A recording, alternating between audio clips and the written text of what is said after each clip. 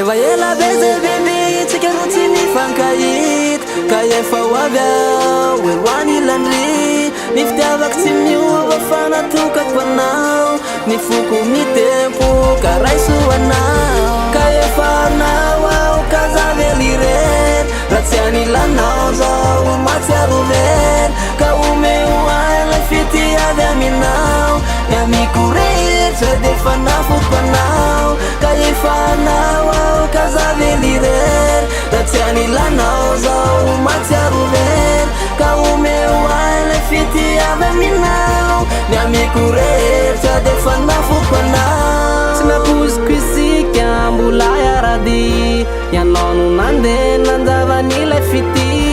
terava tokovy nefa izaho mbola ty natokako anao irery lay fity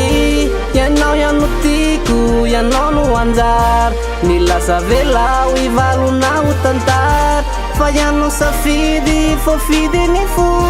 fa ianao no tiako tena tiako tokoa tsy misy masolo raha nitoeranao ianao no voafidy tao anatiny maro tsy misy afakanjavy lay fitiavantsika fity efanjara ka tsisy afakanjavy ka efa anao aho ka zavely reny raha tsy anilanao zao matsiaro vely ka omeo ahy lay fitiavy aminao ny amiko rehetra defa nafoko anao ka efa anao aho ka zavely reny raha tsy anilanao zao matsiaro vely ka omeo ahy lay fitiavy aminao ny amiko rehetra defa nafoko anao ka ity aho eto anaraka anao fa vononanaja sy tianao aho ka ity aho raisoanao ny fitiavako tsy miova fa natokako anao ka reny adiady vitatsika taloha